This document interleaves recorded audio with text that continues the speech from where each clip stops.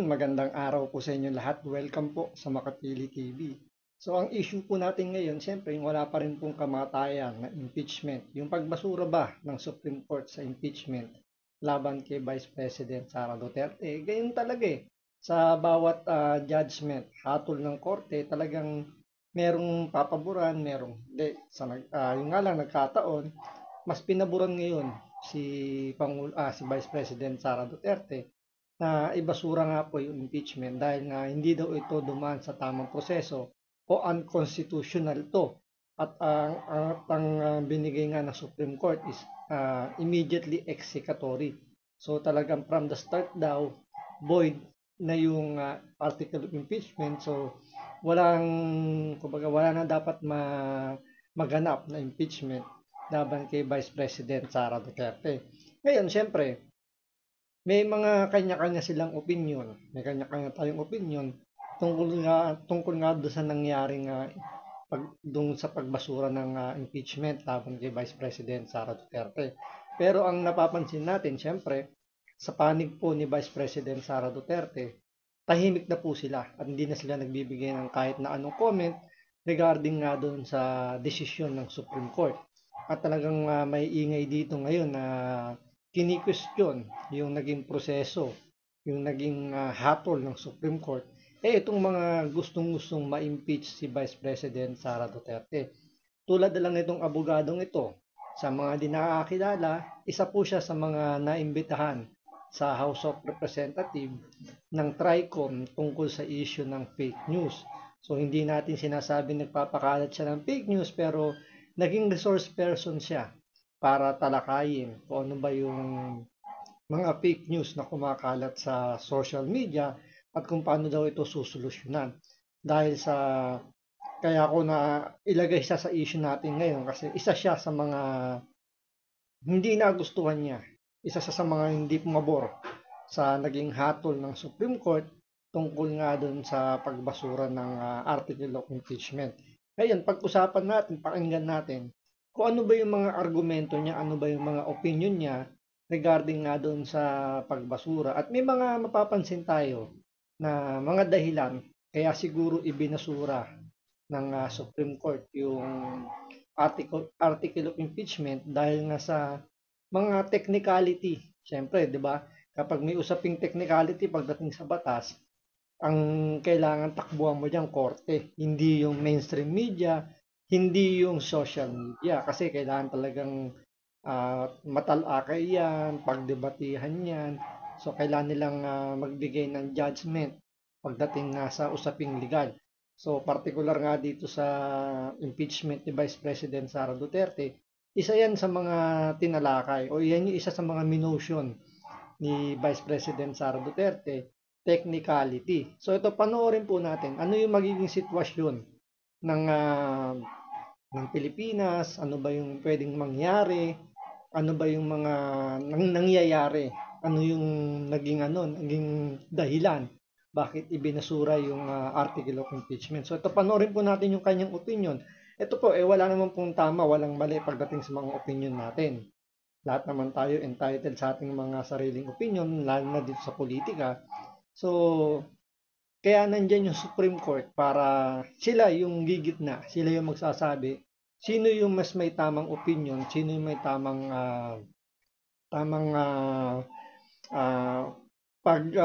yung kung sino ba yung may tamang argumento pagdating sa saligang batas. So ito, panoorin po natin at ano yung mga napansin natin sa kanyang mga argumento. So ito, panoorin po natin. Una, magdidesisyon yung Senado yung magdidismiss.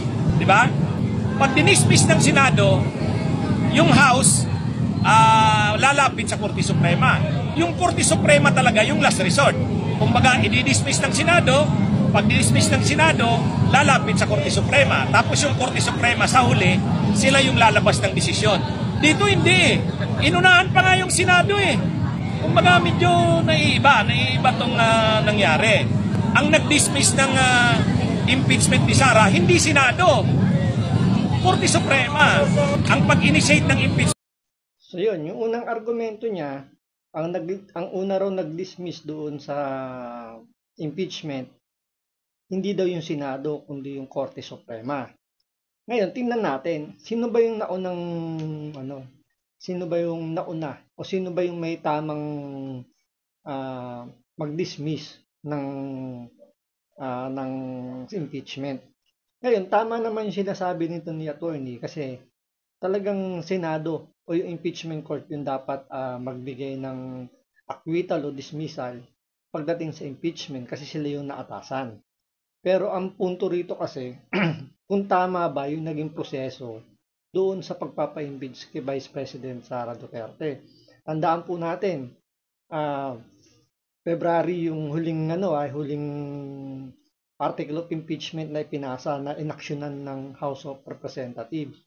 After nun, nag-file ng motion si Vice President Sara Duterte para questionin yung 1-year bar na tinatawag dahil nga nakasaad sa salikang batas natin, isang beses lang pwedeng mag-file ng impeachment laban sa isang impeachable officer, di ba? So, dahil nga may naunang 3 impeachment complaint, pang-4 yung inaksyonan, so yun yung kinwestiyon ni Vice President Sara Duterte na meron naunang 3, bakit yung pang-4 ang inaksyonan? So medyo may technicality na kailangan resolvehin.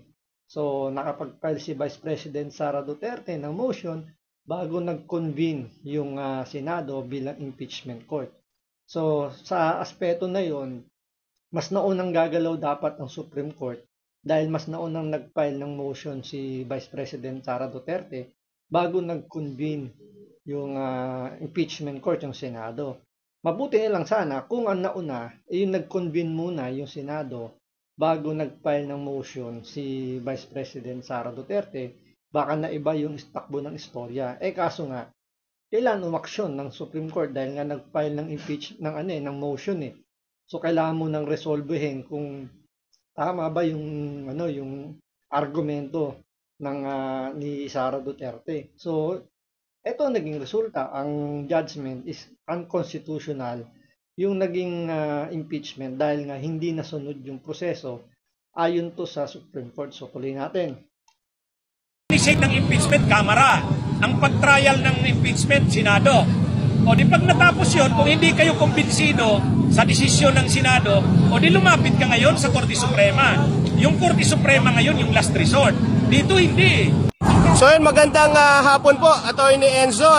Dito sa issue yung lumabas na pagbasura ng Korte Suprema dito sa impeachment case laban kay Vice President Sara Duterte. Sa tingin niyo po ba ito ay napolitika? Kung sa usapin ng napolitika, Actually, unang-una, bakit mo siya? So, sa unang tanong kung napolitika daw ba yung impeachment. Unang-una po, opo.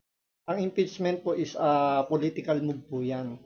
May mga numbers game po yan pagdating sa pagpapa-impeach sa mga impeachable officer. Kaya ako isipin nyo, di ba?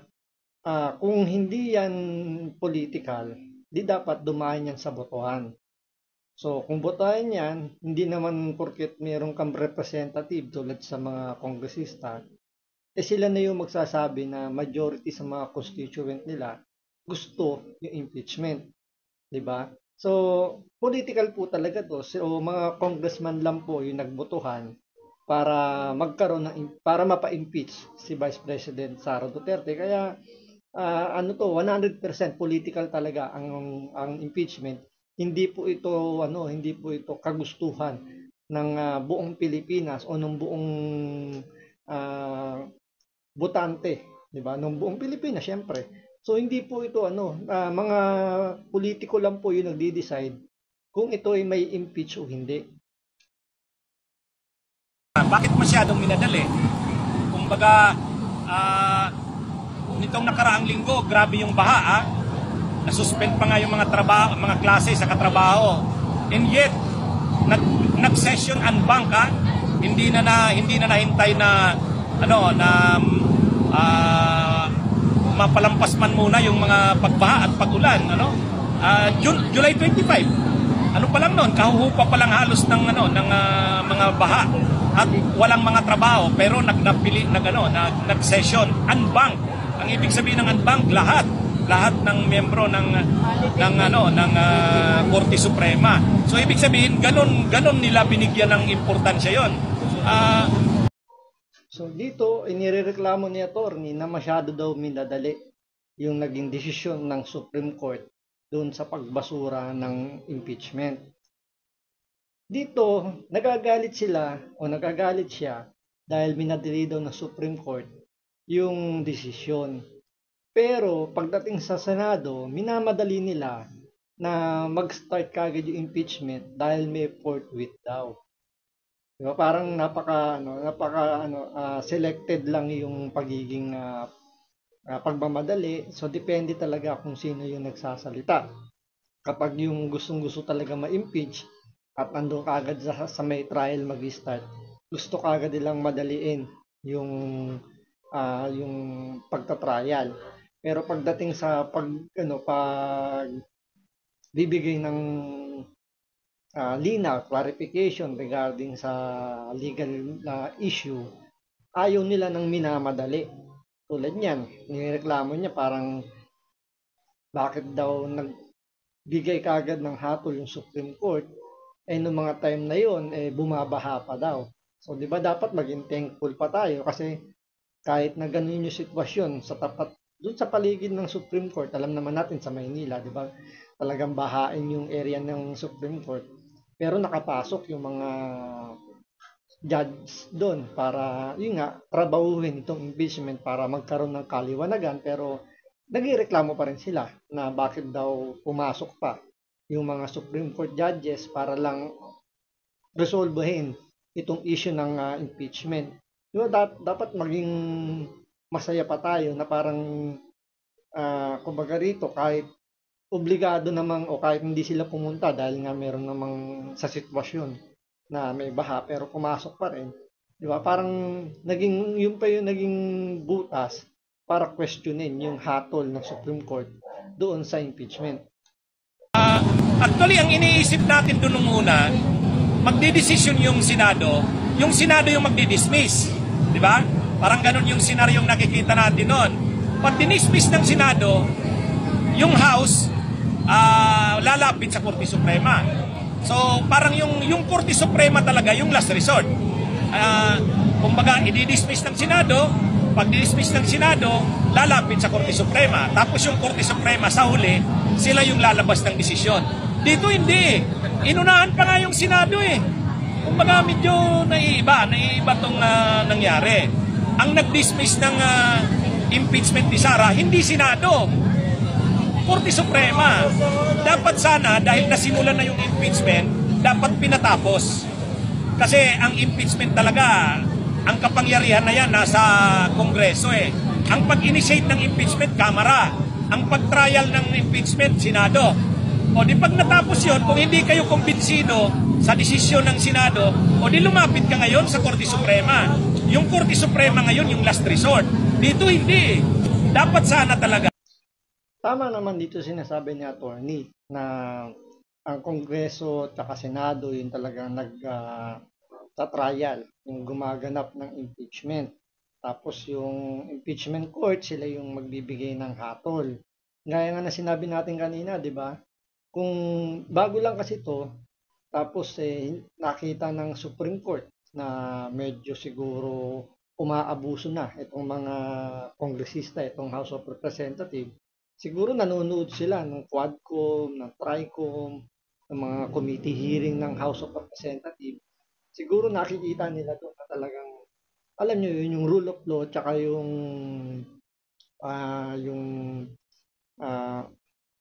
bibigay ng due process, hindi na ibibigay doon sa mga resource person, sa mga witness, doon sa inaakusahan. Kaya dito, parang binago. Hindi naman binago, pero in-emphasize lang ng Supreme Court na kailangan lahat mabigyan ng due process. Kasi lahat ng tao entitled doon sa due process na nakita ng Supreme Court na hindi ibinigay kay Vice President Sara Duterte, kaya niligwak itong impeachment na to. Sana talaga pinatapos yung impeachment. Kasi ang impeachment wala sa Supreme Court. Ang konstitusyon nagsabi, ang mag-i-impeach ay ang Kamara. at ang mag-tatrial ay ang Senado. Ganon kalinaw yung hatian ng trabaho dyan. Ang Korte Suprema, siya yung lalapitan kung hindi ka kumbinsido sa desisyon ng Senado. Dito hindi. Tingnan mo, sabi niya, kung hindi ka kumbinsido dun sa hatol, yung Korte Suprema, yung tatakbuhan mo. Which is yun ang ginawa ni Vice President Sara Duterte. Diba? Hindi niya nagustuhan, sa tingin niya may mali doon sa pagpapa-impeach sa kanya, yung pag-ano ng impeachment. Question niya sa Supreme Court, which is yun, tama talaga, di ba? Tapos nagreklamo sila bakit daw nag-file si Vice President Sara Duterte ng motion para ibasura yung impeachment. Natatakot daw ba si Vice President Sara Duterte na alam niyo malaman daw yung katotohanan. Hindi naman yung katotohanan yung ikinakatakot dito ni Vice President Sara Duterte. Ang kinakatakot niya yung namimihasa na kasi yung House of Representatives na sila na lahat yung kumbaga pag nag-akusa sila, antimano guilty na kagad.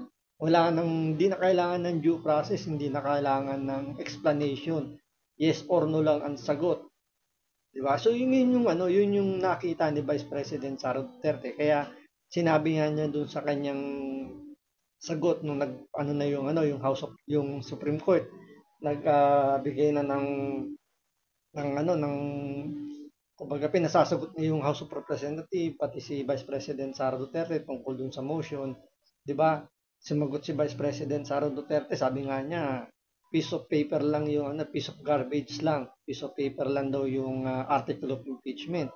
Pero yung House of Representatives, hindi nila sinagot lahat ng tanong hindi naman lahat. Kumbaga, yung lahat na tinatanong niya ng Supreme Court, hindi lahat yung sinagot. May ilan lang, selected lang yung sinagot ng House of Representatives. So siguro, yun yung isa rin sa mga factor kung bakit ibinasura yung impeachment. Kasi nga, bakit ayaw sagutin? At yan din yung tinatanong ng impeachment court ng Senado sa mga congressman. Bakit ayaw nyo sagutin yung tinatanong ng impeachment court? Diba? Panayang sigaw nyo ng fourth with. Pero dahil nga sa hindi nyo pagsagot doon sa tinatanong, tumagal yung pag-trial ng impeachment. Kaya yun yung naging mga factor na siguro tiningnan ng Supreme Court kung bakit sila nakapag-decide na unanimous ibasura yung impeachment. Hindi, wala nang trial kasi pinatay na ng Korte Suprema. So, bagamat pwedeng ipilit ng Senado kung talagang matapang ang Senado pwede yan. Pwedeng gawin yan ng Senado. Kaya lang magkakabanggaan ang Senado at saka ang Korte Suprema. Pero kung yung Senado talaga matapang, halimbawa, ang karamihan talaga ng nanalo ay mga senador na palaban. Ang problema kasi ang mga nanalo ng May 2025, Marcoleta Aimee, Camille Villar, ay wala. Kaya diba, lagi nating sinasabi nung panahon ng kampanya, dapat ang manalong mga senador nung May, dapat yung mga mag-i-impeach kay Sara. Kaya ngayon, sa tingin ba natin ang mga senador? Tingnan nyo, sinasabi ng mga gusto magpatalsik kay Vice President Sara Duterte na maraming kababayan natin daw ang gusto na ma-impeach si Vice President Sara Duterte. Pero ang tanong, bakit yung mga senador na ayaw ma-impeach si Vice President Sara Duterte ang nanalo? So ibig sabihin lang, yung survey na lumabas, hindi totoo sa nangyaring resulta doon sa eleksyon. Kasi yung mga nanalo, mga ayaw matuloy ang impeachment kasi ayaw nilang ma-impeach si Vice President Sara Duterte. Ilan lang ba yung tinatanong doon sa survey? Minsan nga, hindi nga nila sinasabi kung ilan yung respondent. Kung sabihin man nila, ilan ang respondent ng 2,500. Kahit sabihin mong majority nun, gusto yung impeachment, bakit? Yung 2,500 ba, yung mag-represent sa buong Pilipinas? So, ibig sabihin, for example na lang, yung naging peace rally ng Iglesia ni Cristo na umabot ng almost 1 million, sila ayaw nila ng impeachment. So, ibig sabihin, baliwala yung kanilang panawagan at yung may dating yung 2,500 na sinurvey ng isang survey firm, di ba? Doon pala makikita nyo na hindi lang dahil gusto matuloy yung impeachment, gusto nilang ma-impeach si Vice President Sara Duterte. Gusto lang nilang magkaroon ng impeachment para lang makita kung sino yung mas may parang makita lang kung paano mapahiya yung mga may gusto lang matuloy yung impeachment. Kasi yun yung parang brainwash ang nangyayari. Parang minamind conditioning na yung ginawa ni Vice President Sara Duterte pasok doon sa betrayal of public trust at sa corruption. Yun yung lagi lang sinisigaw para mapalabas lang talaga, may tatak lang sa utak ng mga Pilipino na corrupt ang mga Duterte. Mga senador ngayon, magdi-decide sila na suwayin ang Korte Suprema. I doubt. Hindi nila gagawin yan. Ngayon, assuming lang, yung Senado ay suwayin ang Korte Suprema, constitutional crisis yan. Kasi ibig sabihin, hindi na sinunod ng Senado ang Korte Suprema. Lalong magiging Sa payan, di ba? Bakit yung mga senador ngayon nag-aalinlangan silang wag sundin yung Supreme Court? May mga abogado diyan na senador na sila ay sumumpa na kung ano man yung magiging resulta ng hatol ng Supreme Court ng hukuman na magiging batas, kailangan nilang sundin. Kasi nga, ang Supreme Court lang naman talaga binigyan ng kapangyarihan na magbigay ng judgment na whether ito'y pabor o hindi pabor dun sa nag-file ng kaso, wala tayong magagawa.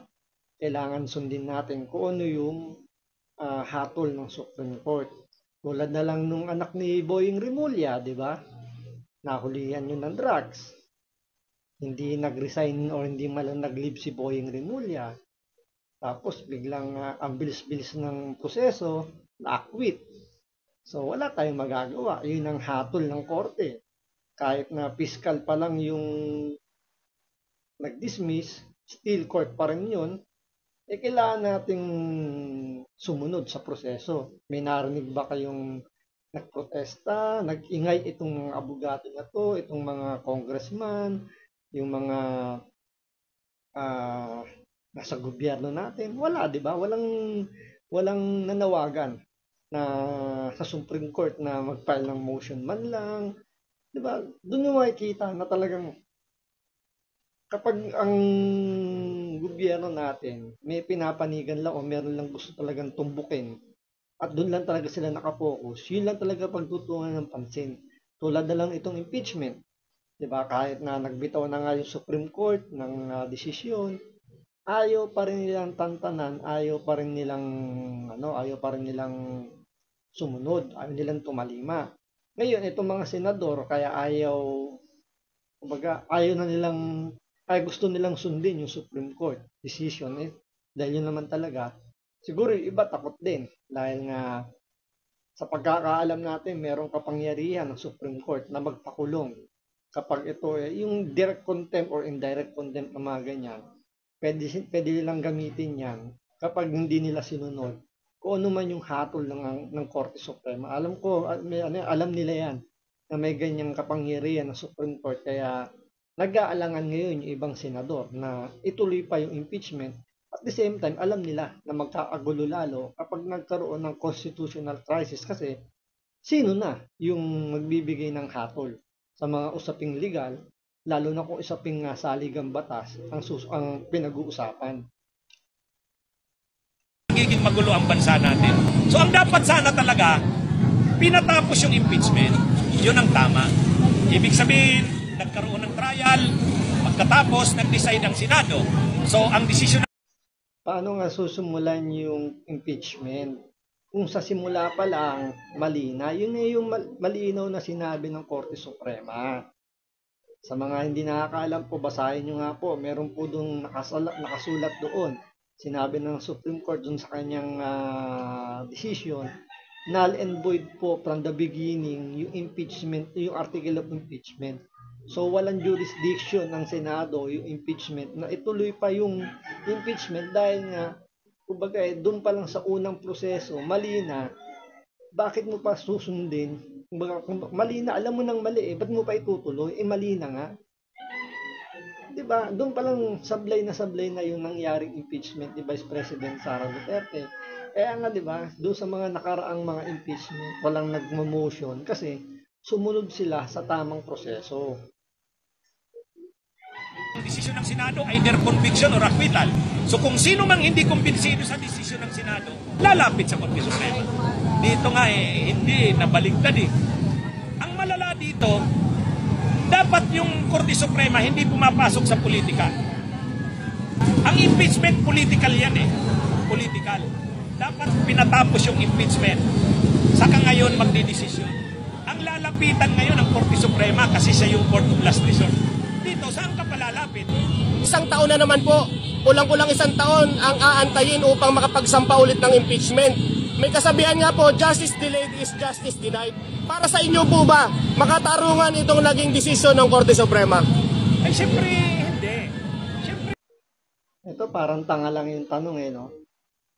Yung tatanungin niya, yung taong hindi pabor sa nangyaring sa resulta ng pagbasura ng impeachment. Tapos tatanungin mo kung ano yung kung pabor ka ba dun sa ruling ng impeachment. Siyempre natural sasagot yan, hindi. Hindi na kailangan tanungin nun. Tapos sasabihin niya rito, justice denied, justice delayed, justice denied. So, nung una nagrereklamo sila na bakit daw minadali ng Supreme Court yung pagbibigay ng hatol kung unconstitutional ba o constitutional ba yung impeachment. Hindi mo rin maintindihan na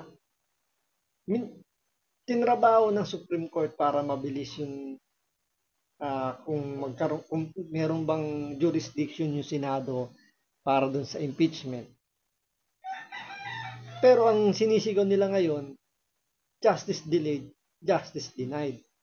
So ano ba yung tinutukoy nila rito? Yung paghahatol ba ng Supreme Court o yung ginawang pag-remand ng impeachment court doon sa article of impeachment papuntang Kongreso. So hindi natin maintindihan dito, pero ang pinag-uusapan dito Supreme Court decision.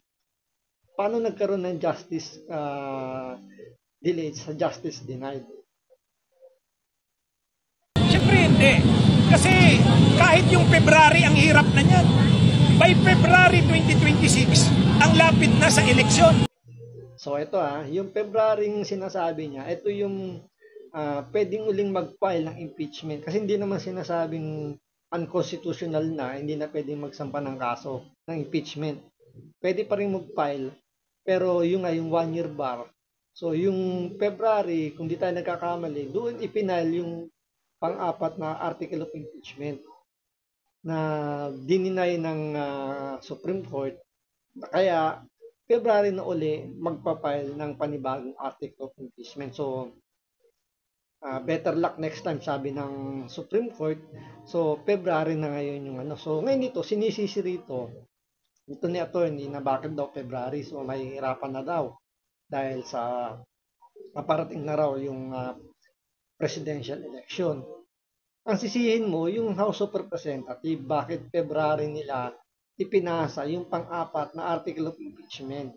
Hindi naman ang kampo ni Vice President Sara Duterte ang nag-file ng pang-apat na impeachment sa February.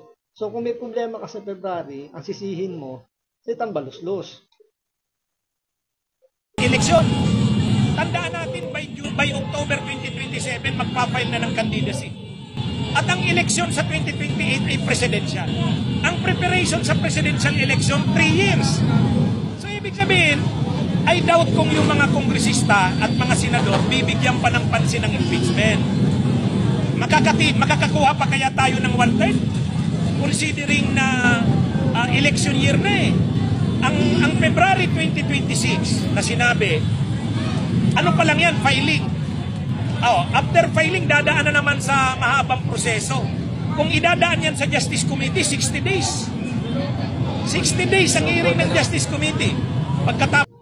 So narinig nyo, yung Justice Committee na sinasabi niya, yun yung Justice Committee doon sa House of Representatives na supposedly dapat after nung unang mga nag-file ng article of impeachment, dapat yun ita-transfer immediately, itambaluslos doon sa House Speaker. Ngayon, after ng House Speaker, within 10 days, kailangan yun may pasok agad sa order of business doon sa Committee on Justice na sinasabi niya, na hindi dinaan ng mga congressman kasi nga matagal. 60 days ang kailangan ang magiging proseso. So, 2 buwan. Diba? Kung isipin nyo, nag-file sila December. Kung yun dumaan sa tamang proseso, which is yung sinasabi natin na dumaan kitang baluslos, dumaan sa Committee on Justice na sinasabi niyang hindi raw, kumbaga matagal daw 60 days. Kung doon dumaan, so yung January final, tatakbo ng 2 buwan, andyan yung January, February. So same thing yung mangyayari. Tapos doon pa lang magkakaroon ng resolution para pag-usapan kung matutuloy yung impeachment o hindi. So lalagpas at lalagpas doon sa kumbaga mas haba yung proseso. Nakuha nyo, kaya nga ang ginawa nila minadali eh. Yung unang 3 article of impeachment in-archive. Tapos February na nila pinasok yung pang-4 na tinrabaho lang nila ng 1 araw para ma-impeach si Vice President Sara Duterte. Tapos ipinal nila last day ng session ng Senado. Binulugan nila yung Senado na parang no choice na sila, kailangan nila kagad umaksyon tungkol doon. Kaya nga lagi nila sinisigaw yung forthwith. Pero malinaw, sinasabi niya hindi idinaan sa Committee on Justice yung article of impeachment, which is yun yung nasa tamang proseso. Yun yung isa sa mga dahilan siguro kaya bakit ibinasura ng Supreme Court yung article of impeachment. Kaya yan dineclare nila unconstitutional kasi nga hindi dumaan sa tamang proseso. Ilan naman ang pinakabuod nung pagbasura ng Supreme Court eh. Kung yan dumaan sa tamang proseso, I don't think na ibabasura yan. Kagaya ng mga ibang impeachment na dumaan sa Pilipinas na nag-prosper umabot sa Senado kasi nga dumaan sa tamang proseso. Yung kay Vice President Sara Duterte, bago lang yan. Tapos hindi pa dumaan sa tamang. Bago lang yan kasi nga hindi dumaan sa tamang proseso. Minadali, minagic ni tambaluslos. Pagkatapos magpe-plenary, sigurado ba tayo makakakuha tayo ng 1/3? Maraming kongresista dyan ayaw nang mag-stand sa impeachment kasi maiipit na sila sa eleksyon sa presidente. Ang mga congressman dyan na pro-Sara, tulad nila Gloria, maglalabas na ng ng tunay nilang kulay kasi malapit na yung eleksyon ng 2028. Kaya mahirap yung February, unang-unang election year na nga. Di ba si Sara magdideclare siya kung kakandidatong presidente 2026? At ano na yan? Ang 2028 elections by 2026 nakapurmada na. Pero parang takot na takot sila dun sa sa presidential election. Parang sigurado na ba kayo na si Sara Duterte ang mananalo? O baka talagang alam nila si Sara Duterte mananalo, kaya ngayon minamadali na nila yung impeachment. Kaya nila tinatrabaho. Naalala niyo yung People's Initiative, di ba? Pagpasok pa lang ni Bongbong Marcos, ang administrasyon ni Bongbong Marcos, ano inatupag ni Tambaluslos? People's Initiative. Nung hindi umubra yung People's Initiative, anong ginawa? Dahil alam nila si Sara Duterte yung susunod na pwedeng tumakbo bilang presidente dahil syempre sa vice president wala nang ibang tatakbuhan. Wala nang choice si Sara Duterte kundi magpresidente. Kaya siya kagad ang tinrabaho after ng People's Initiative sumablay yon. Ang tinrabaho na si Sara Duterte. Dahil hindi makakaupo si Tambaluslos bilang presidente. Kung sino man yung ituturo ni Bongbong Marcos na pwede maging presidente, hindi man nanalo hanggat nandyan si Vice President Sara Duterte. Kaya itong mga to, alam nila na malakas talaga si Sara Duterte pagdating sa 2028. Kaya yung mga congressman na bumoto sa pag-impeach kay Vice President Sara Duterte, alam nila pagdating ng 2028, mahihirapan na silang manalo. Kaya ngayon, susubukan pa rin nilang trabahuin si Sara Duterte.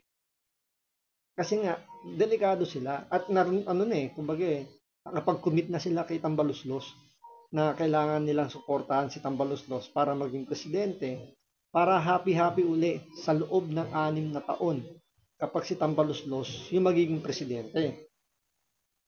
Umada na kung sinong kakandidato. Busy na ang lahat para sa eleksyon sa presidente. Mayroon pa bang impeachment na isusulong sa ganyang sitwasyon? Kaya ginawa talaga nila dito nila Cheese, dinelay. Pagka-delay, ayaw din naman, alam nyo kung bakit hindi nagbutuhan ang mga senador? Ang dahilan nun, maraming senador na ngayon ang kakandidato sa 28. Si Rapi Tulfo, magre-re-eleksyon. Si Loren Legarda, si Chis Escudero, si Alan Peter Cayetano, si JP Ejercito. Pag sila, ayaw nila na sila yung mag-down ng impeachment kasi maaapektuhan yung pagtakbo nila sa 28. Kumbaga, alam nyo, kaya ayaw nilang i-down yung impeachment. Kahit pagbalik-balik na rin natin, hindi naglabas hindi nag-declare ang Supreme Court ng unconstitutional yung impeachment. Ang ending ng impeachment court, pagdating sa dulo niyan, hindi naman yan boboto base sa nakitang ebidensya. Kahit sabihin mong guilty, nakita lahat kay Sara Duterte na guilty yung ginawa niya for the sake of arguments lang, na totoo yung sinasabi ng mga nag-aakusa. Still, botohan pa rin yung mangyayari dyan sa impeachment court na yan. Kung botohan na mangyayari, 8 lang ang kailangan ni Sara Duterte para ma-acquit siya. At yun ang lalabas, sobra-sobra pa. Kasi nga, kung tingnan nyo sa nakarang eleksyon, doon sa mga nanalo, plus doon sa mga naiwan, sobra-sobra pa sa 8 ang nakuha na, yung makukuha ang boto ni Sara Duterte para ma-acquit siya sa impeachment. So, baliwala rin. So, tatagal lang, gagastos lang ang gobyerno. Sabi nga rito ng OBP, nakatipid po ang ating bansa ng mahigit 600 million kung hindi matutuloy yung impeachment. So, malaking halaga po yun. Yung alam po, hindi natin alam kung talagang nakatipid ang ating gobyerno o mapupunta lang sa bulsa ng mga buhayang politiko dito sa Pilipinas. So, antayin natin kung susunod ba talaga itong Senado na doon sa desisyon ng Korte Suprema o magkakaroon tayo ng constitutional crisis dahil may mga senador na nagpapapirma para hilingin sa Korte Suprema na ipagpatuloy yung impeachment sa impeachment court ng Senado. So, antayin natin yan. So, maraming salamat sa panonood. Ingat po kayo lagi. God bless.